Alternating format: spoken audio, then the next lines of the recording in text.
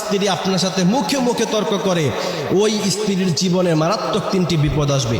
প্রথম নাম্বার বিপদ, সংসারে কখনো উন্নতি হবে না, তার স্বামী জীবনে ভালো কিছু করতে পারবে না, সংসার কখনো গোছানো হবে না, সংসারে কখনো উন্নতি হবে না, ভালো কিছু করতে পারবেন না, একটার পর একটা বিপদ লেগেই থাকবে। তার কারণ হচ্ছে, একজন স্ত্রী যদি তার স্বামীকে মেন্টাল সাপোর্ট দিতে না পারে, তার স্বামীর সাথে ভালো ব্যবহার করতে না পারে, যদি তার মুখে মুখে তর্ক করে, তাহলে ওই স্বামী জীবনে কোনোদিন ডেভেলপ হতে পারে না, ওই স্বামী জীবনে কোনোদিন ভালো কিছু করতে পারে না।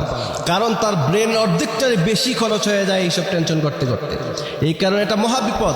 সাইকোলজি বলে যে এইসব স্ত্রীরা তার স্বামীদেরকে মেন্টাল সাপোর্ট দেয়, এরা দীর্ঘদিন বাঁচে এবং এরা সাফল্য অর্জন করতে পারে খুব দ্রুত।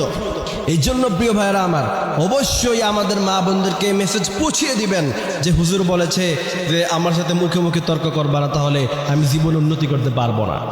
দ্বিতীয় নম্বর যে বিপদ আসবে তার জীবনে, সে কবরে যাবে, সাথে সাথে জাহান্নাম তাকে ঘিরে ফেলবে।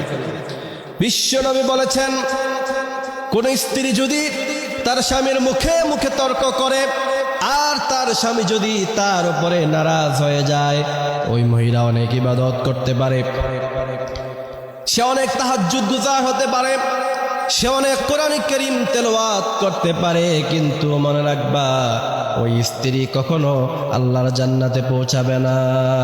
এই জন্য এটা খুব খেয়াল রাখার বিষয় প্রিয় ভাইরা আমার। তৃতীয় নাম্বার যে বিপদ আসবে আপনার জীবনে, মারাত্মক বিপদ, সেই বিপদ হচ্ছে কিয়ামতের মাঠে আপনাকে অবশ্যই আপনার স্বামীর হক নষ্ট করার কারণে, মুখে মুখে তর্ক করার কারণে যেই গুনাহ আপনার হয়েছে, এর জন্য অবশ্যই জবাবদিহিতা করতে হবে। স্বামী যদি ক্ষমা না করে, হাসরের ময়দানে আপনি পার পাবেন না। এই জন্য প্রিয় ভাইরা আমার, আমাদের স্ত্রীদেরকে মেসেজ পৌঁছাবেন যে হুজুর বলেছে স্বামীর মুখে মুখে তর্ক করা যাবে না, কিন্তু আবার আপনিও বেশি জুলুম করবেন না। আপনি জুলুম করলে আপনারও কিন্তু বিচার আছে, আপনার বিচার হবে আরো বেশি কঠিন। কারণ আল্লাহ আপনাকে আর-রিজালু কাওয়ামুনা আলান নিসা, কর্তৃত্ব আপনার হাতে। এই কারণে আপনি যদি বাজে ব্যবহার করেন, খারাপ ব্যবহার করেন, আপনার বিচারও বেশি হবে। এই জন্য প্রিয় ভাইয়েরা আমার, আমরা স্ত্রীর সাথে সদাচরণ করব। আল্লাহ পাক আমাদেরকে এই কথাগুলি বোঝার তৌফিক দান করুক, আমিন।